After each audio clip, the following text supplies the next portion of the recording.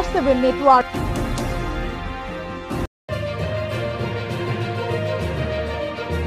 আর আপনারা দেখছেন R7 বাংলা, বাংলার কথা বাঙালির মুখে।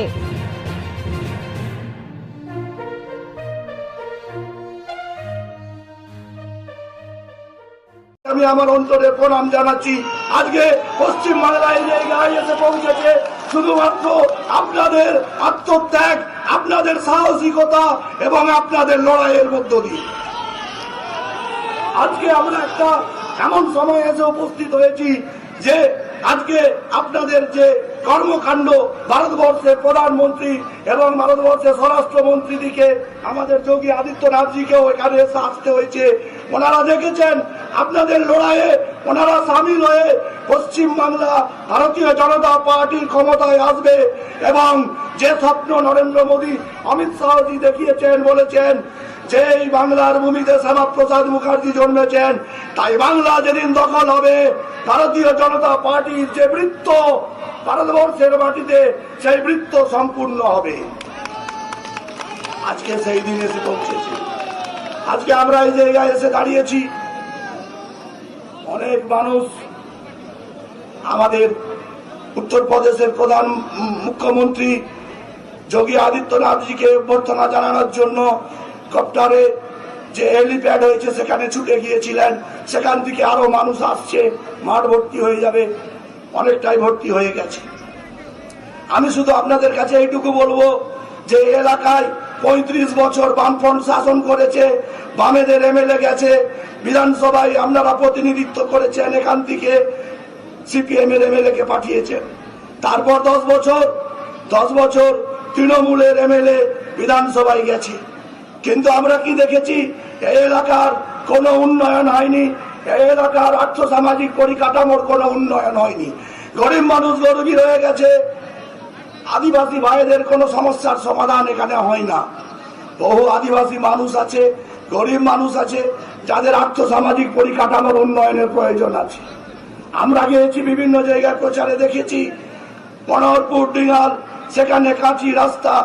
আমরা গেছি উত্তর মন্ডলের ভৈরবপুরে, সেখানে শিলাবতী এবং কেটিয়া খালের যে ব্রিজ, সেই এলাকার মানুষ দীর্ঘ 45 বছর ধরে লড়াই করছে, বামফ্রন্টের কাছে আবেদন করেছে, তৃণমূলের কাছে, সরকারের কাছে আবেদন করেছে, কিন্তু 45 বছরে সেখানে সামান্য একটা ব্রিজ তৈরি হয়নি, যার ফলে চৈতন্যপুর, সিরসা, খিরিটি, খোল্লা, খুরশি এই এলাকার প্রায় 16-17টি গ্রামের মানুষ কষ্টের মধ্যে আছে। আমরা বলতে চাই, এই মঞ্চ থেকে আপনারা ভারতীয় জনতা পার্টির সিম্বলে জিতিয়ে এখান থেকে আমাকে পাঠান, আমি আপনাদের ওই সমস্ত সমস্যার সমাধানের কথা বিধানসভায় গিয়ে বলবো এবং এই এলাকার যে সার্বিক উন্নয়ন, সেই উন্নয়নের জন্য আপনাদের সাথে নিয়ে, আপনাদেরকে পাশে নিয়ে চলবো। এই কথা বলে আমি সকলকে পুনরায় আমার অন্তরের প্রণাম এবং শ্রদ্ধা জানিয়ে আমার বক্তব্য শেষ করছি। যশস্বী প্রধানমন্ত্রী নরেন্দ্র মোদী জিন্দাবাদ। যশস্বী প্রধানমন্ত্রী নরেন্দ্র মোদী জিন্দাবাদ। শিবরাম দাকে অসংখ্য ধন্যবাদ। এরপর আপনাদের সামনে বক্তব্য রাখবেন আমাদের এই প্রদেশে ভারতীয় জনতা পার্টির মুখপাত্র। আপনারা প্রতিনিয়ত দেখেছেন আমাদের জয়প্রকাশ মজুমদারকে টিভিতে চোখে চোখ রেখে লড়াই করেছেন 19-এর উপনির্বাচনে। সেই জয়প্রকাশ মজুমদারকে আমাদের আজকে আহ্বান করছি এই মঞ্চে বক্তব্য রাখার জন্য।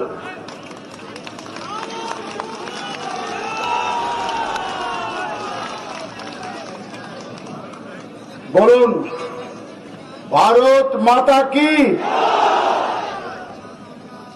সবাই গলা মেলান আর জোরে, ভারত মাতা কি। জয় শ্রীরাম, জয় জয় শ্রীরাম। বিজেপি জিন্দাবাদ,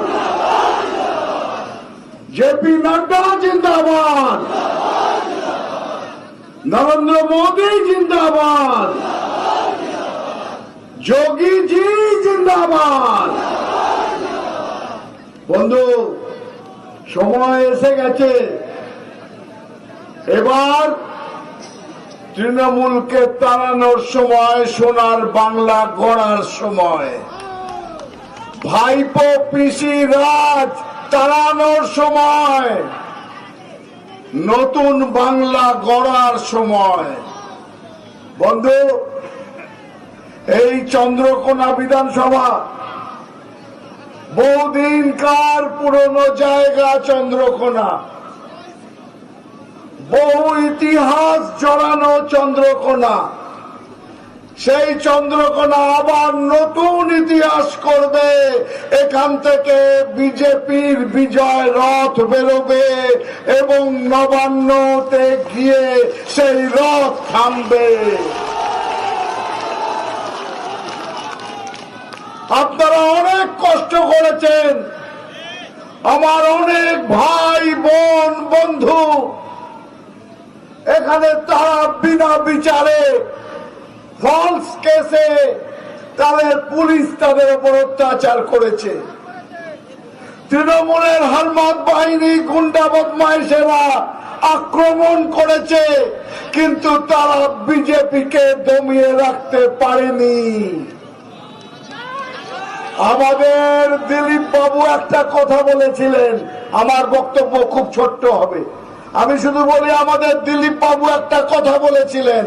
বন্ধু, আমাদের মাননীয় সভাপতি সামনে থেকে যিনি লড়ছেন, তিনি বলেছিলেন তৃণমূলের গুন্ডাদের কিংবা এক শ্রেণীর পুলিশদের যে আপনারা মারছেন মারুন, কিন্তু ততখানি মারুন যতখানি সুদে আসলে ফেরত গেলে সহ্য করতে পারেন।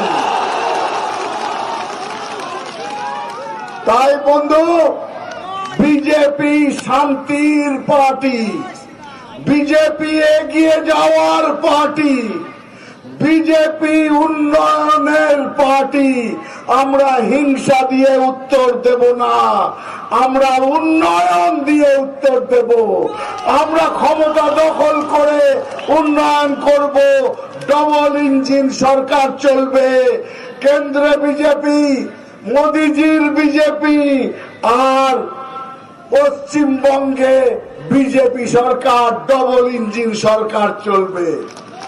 আর বন্ধু, আমি যেটা সব জায়গায় বলে আসছি আপনাদের জন্য, যে কোমর বাঁধুন, কাঁধ শক্ত করুন, শক্ত পায়ে সামনের দিনে বুথে যাবেন, কারুর ভয়ে পেছিয়ে যাবেন না।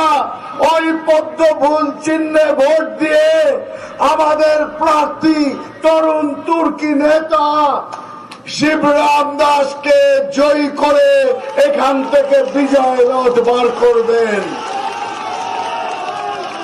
ডবল হোলি হবে এবার, দুটো ডবল ইঞ্জিনের জন্য ডবল হোলি। ওই 2 তারিখে এখানে আমরা আবার হোলি খেলা খেলবো।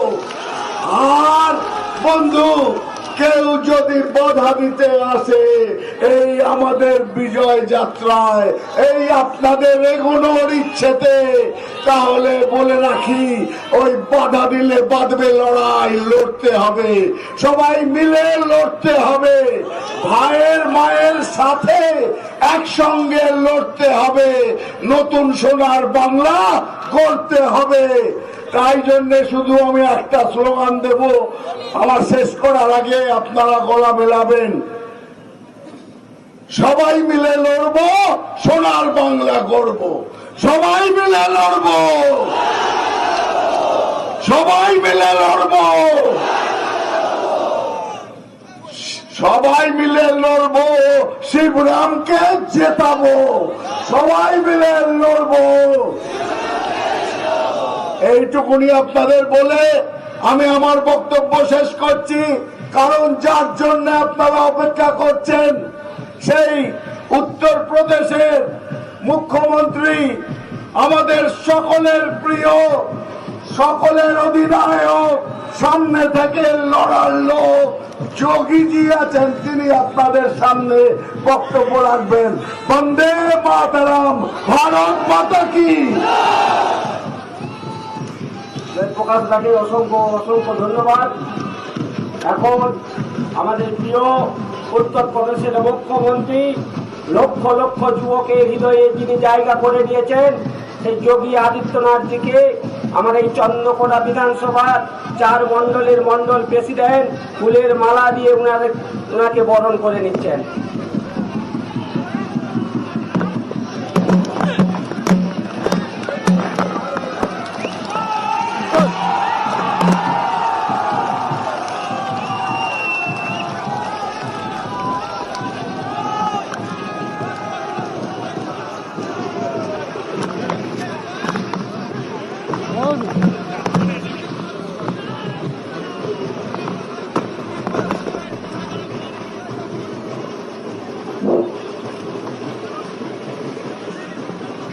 চন্দ্রকোনা এই যে সংগ্রাম সর্ব ময়দান, এই ময়দান আপনাদেরকে বার্তা দিচ্ছে চন্দ্রকোনা বিধানসভায় যে পদ্মফুল ফুটতে চলেছে, এই কঠোর রৌদ্রকে উপেক্ষা করে হাজার হাজার মানুষের যে সমাগম, সেই সমাগম জানিয়ে দিচ্ছে এই চন্দ্রকোনায় পদ্মফুল ফোটা কেবল সময়ের অপেক্ষা।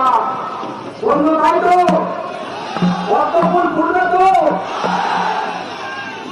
এখন আপনাদের সামনে আপনারা যার জন্য দীর্ঘ অপেক্ষায় দাঁড়িয়ে আছেন এই কঠোর রোদে, যিনি উত্তরপ্রদেশ থেকে স্যানিটাইজার প্রয়োগ করে ক্রিমিনালকে সাফ করে দিয়েছিলেন, সেই উত্তরপ্রদেশ এখন ক্রিমিনাল মুক্ত।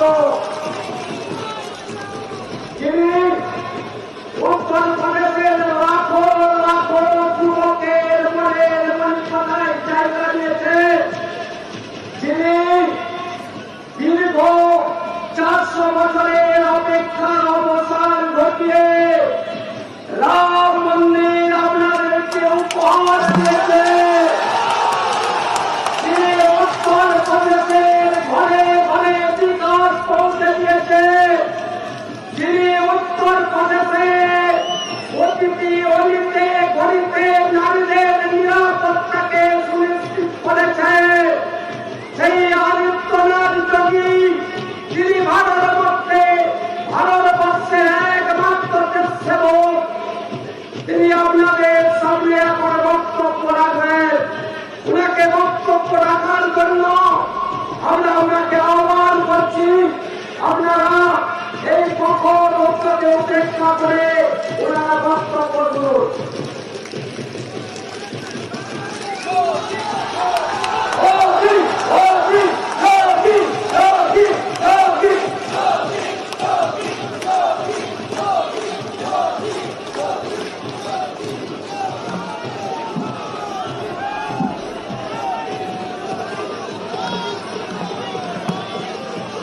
भारत माता की, भारत माता की, भारत माता की, वंदे वंदे वंदे।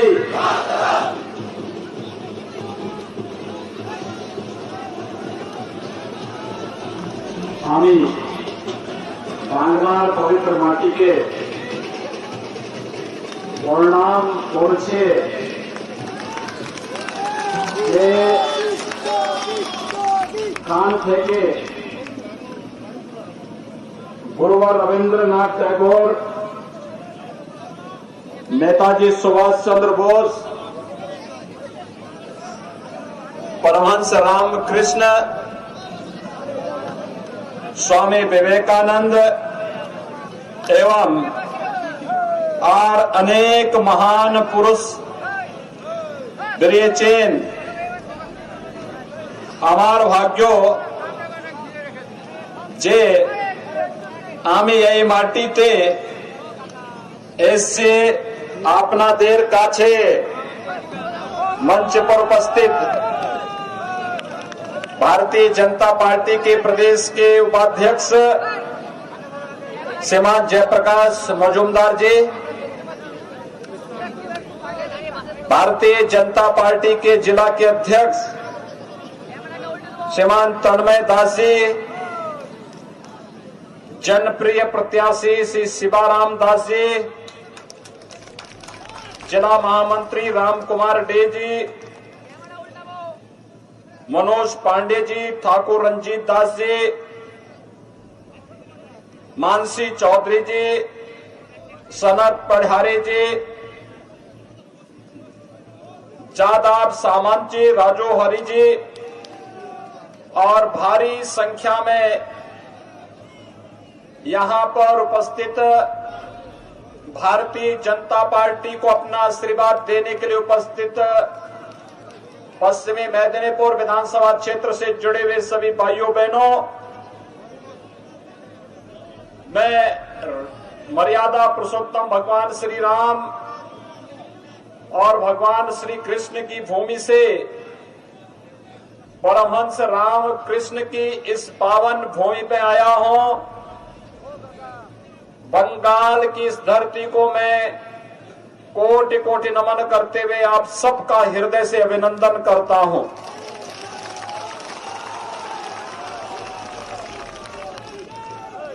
भाइयों बहनों, ये मान्यता है कि वैष्णव भक्ति से बंगाल की धरती को सरोवर करने वाले चैतन्य महाप्रभु इसी मेदिनीपुर होते हुए जगन्नाथपुरी की यात्रा किए थे। बंगाल की धरती प्रेरणा की धरती है। भारत के अंदर सांस्कृतिक राष्ट्रवाद की अलग जगाने की बात हो या फिर भारत की स्वाधीनता आंदोलन में विदेशी हुकूमत के पैरों को खाड़ने के लिए, अपनी शहादत देने के लिए मेदिनीपुर की धरती ने शहादत में कभी अपने आप को पीछे नहीं किया। भारत माता के महान सपूत शहीद खुदीराम बोस इसी धरती पे पैदा हुए थे। मैं भारत माता के इस महान अमर सपूत को कोटि कोटि नमन करता हूं। और भाइयों बहनों, यही बंगाल की धरती है जहां पर नेताजी सुभाष चंद्र बोस पैदा हुए थे और उन्होंने देश को एक नारा दिया था, तुम मुझे खून दो मैं तुम्हें आजादी दूंगा। ये नारा भी बंगाल की धरती ने देश को दिया था। ये वही बंगाल है जिस बंगाल में स्वामी विवेकानंद ने पैदा होकर के दुनिया के मंच में एक नारा दिया था, गर्व से कहो हम हिंदू हैं। ये स्वामी विवेकानंद ने बंगाल की धरती में पैदा होने के बाद ही वैश्विक मंच पर भारत के प्रत्येक नागरिक को अपने सांस्कृतिक राष्ट्रवाद पर गर्व होने की प्रेरणा दी थी। ये बंगाल की धरती है। गुरुदेव रविंद्रनाथ टैगोर ने देश को राष्ट्रगान देकर के यहीं से एक भारत श्रेष्ठ भारत की उस परिकल्पना को साकार किया था जिसे आज यशस्वी प्रधानमंत्री मोदी जी साकार कर रहे हैं। और भाइयों बहनों, देश की आजादी का अमर गीत वंदे मातरम बंकिम चंद्र चट्टोपाध्याय ने बंगाल की ही धरती पर लिखा था, जो आज भारत की आजादी के बाद भारत का राष्ट्रगीत बना है। वंदे मातरम के अमर उद्घोषक बंकिम चंद्र चट्टोपाध्याय को और गुरुदेव रविंद्रनाथ टैगोर को भी कोटि कोटि नमन करते हुए आप सबका मैं हृदय से अभिनंदन करता हूं। भाइयों बहनों, बंगाल को भारत माता के इन महान सपूतों ने एक समृद्ध बंगाल बनाने की इसका सपना देखा था, लेकिन कांग्रेस, कम्युनिस्ट और तृणमूल कांग्रेस बंगाल को कहां लेकर के चले गए हैं। आज बंगाल में व्यापक भ्रष्टाचार है, आज बंगाल में अराजकता है, आज बंगाल में गरीबी है, आज बंगाल में विकास कहीं भी नजर नहीं आता है। भाइयों बहनों, मुझे बताया गया ये पश्चिमी मेदिनीपुर का ये क्षेत्र कृषि बाहुल्य क्षेत्र है और कृषि बाहुल्य क्षेत्र में आलू उत्पादन करने का कार्य यहां का किसान करता है। लेकिन 10 वर्षों से तृणमूल कांग्रेस की सरकार है। इस सरकार ने अपनी ओर से तो कोई प्रयास नहीं किया, लेकिन केंद्र में मोदी जी के नेतृत्व की भारतीय जनता पार्टी की सरकार ने जब मेदिनीपुर में खाद्य प्रसंस्करण के एक यूनिट आलू के बारे में लगाने की कार्रवाई प्रारंभ की और आलू उत्पादक किसानों के आलू को यहां से एक्सपोर्ट करने की व्यवस्था दी, तो तृणमूल कांग्रेस की सरकार उसमें आड़े आ गई, उसने ये काम नहीं होने दिया।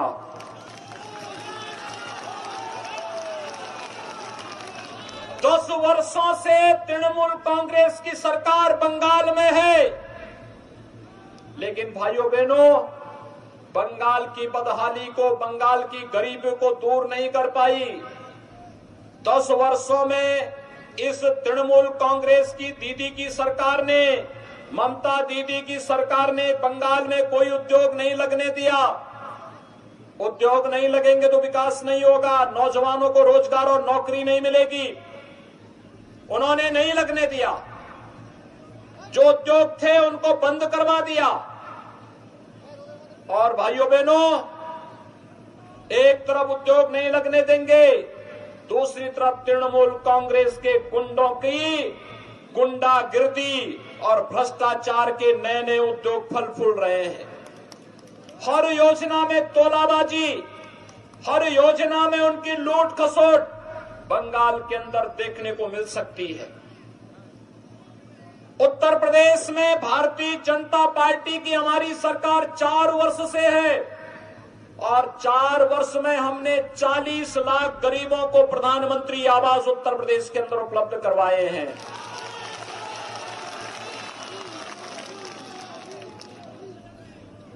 एक करोड़ 38 लाख गरीबों को निःशुल्क विद्युत के कनेक्शन उपलब्ध करवाए हैं। 2 करोड़ 62 लाख गरीबों को एक शौचालय उपलब्ध करवाया है। 6 करोड़ गरीबों को आयुष्मान भारत में 5 लाख रुपए की निःशुल्क स्वास्थ्य बीमा का कवर दिलाया है। और भाइयों बहनों, 2 करोड़ 42 लाख किसानों को 6,000 रुपए सालाना के हिसाब से फरवरी 2019 से पैसा देना प्रारंभ किया और अब तक 28,000 करोड़ रुपए उत्तर प्रदेश के किसानों के खाते में जा चुके हैं। ये प्रधानमंत्री किसान सम्मान निधि का पैसा बंगाल के किसानों को भी मिल सकता था, लेकिन ममता दीदी ने देना नहीं चाहा, नहीं किया, सहयोग नहीं किया।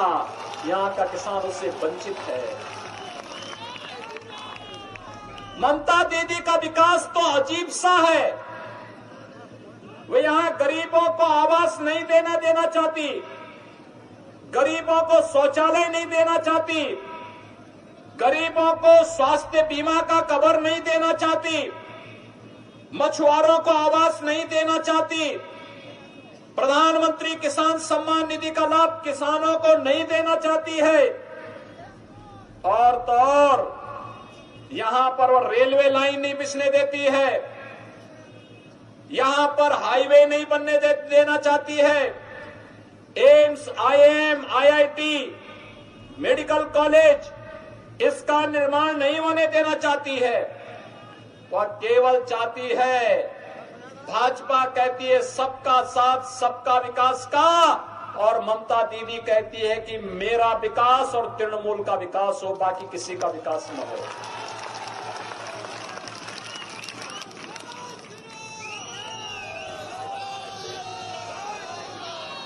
भाइयों बहनों, ममता दीदी का नारा यही है बंगाल में, मेरा विकास और तृणमूल का विकास।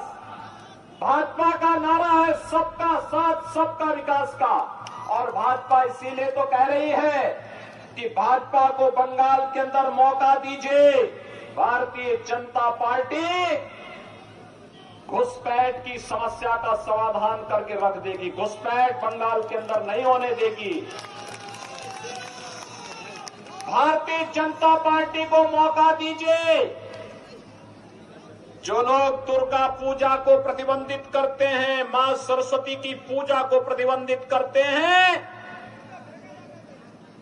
वे लोग बंगाल की धरती में टिक नहीं पाएंगे। ममता दीदी तो पहले जय श्री राम को प्रतिबंधित करने का प्रयास की, लेकिन मैं आपका अभिनंदन करूंगा कि आप सबने जय श्री राम का नारा ही हर जवान से निकलना लग गया है। मैं हर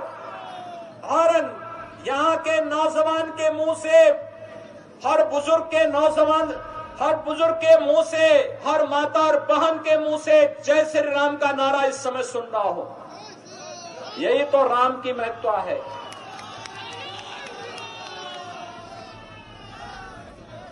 हमने कभी भी इसमें भेद नहीं किया, और राम तो सबके हैं। लेकिन दीदी कहती है कि राम का नारा क्यों लगेगा, जय श्री राम के नारे क्यों लगेंगे। पता नहीं, दीदी को तो अब भगवा से भी बैर हो गया है। अब कहती है दीदी कि मुझे भगवा से चिढ़ है, मैं इसको देखना नहीं चाहती हूं। आपको याद होगा, ये भगवा तो भारतीय संस्कृति की प्रतीक है, भारत की सनातन धर्म की प्रतीक है, भारत के आन बान शान का प्रतीक। हमारा जो तिरंगा है, उस तिरंगा में जो सबसे ऊपर की पट्टी है वो केसरिया है, वह भगवा कलर का प्रतीक है।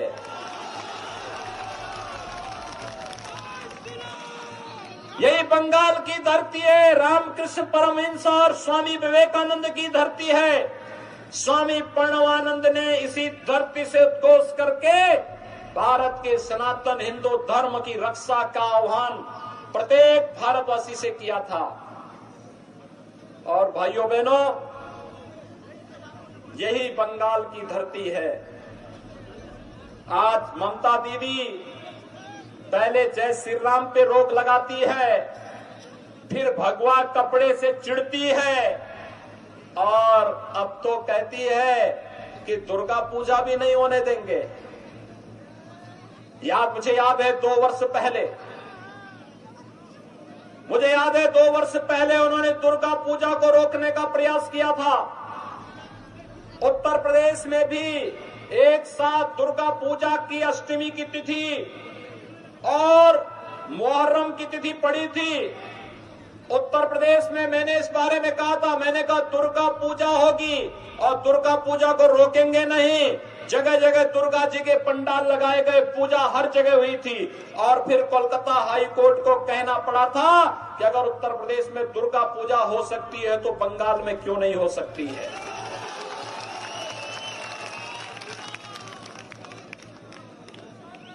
आखिर कब तक ये तुष्टीकरण की भेंट हम यहां की आस्था को और आम जन के विश्वास के साथ करते रहेंगे। और यही तो तृणमूल कांग्रेस कर रही है। भाइयों बहनों, बंगाल की धरती, डॉक्टर श्यामा प्रसाद मुखर्जी सबसे कम उम्र में कोलकाता विश्वविद्यालय के वाइस चांसलर बने थे और उन्होंने अंग्रेजों की उस कुटिलता को बेनकाब किया था जिसमें बांग्लादेश बनाते समय हिंदू बाहुल्य क्षेत्रों को भी बांग्लादेश में मिलाने की जो कांग्रेस की कुत्सित चेष्टा थी, उसको बेनकाब करने का काम किया था डॉक्टर श्यामा प्रसाद मुखर्जी ने थे, जिसको उस समय एक साजिश के तहत बाहर करने का प्रयास हो रहा था। लेकिन भाइयों बहनों, जब कश्मीर के अंदर कांग्रेस की कुत्सित चेष्टा के कारण संविधान में धारा 370 जोड़ी गई, तो धारा 370 को हटाने के लिए किसी ने आंदोलन किया था तो इसी बंगाल की धरती पर पैदा होने हुए डॉक्टर श्यामा प्रसाद मुखर्जी ने उस समय नारा दिया था, एक देश में दो प्रधान, दो निशान, दो विधान नहीं चलेंगे का नारा दिया था।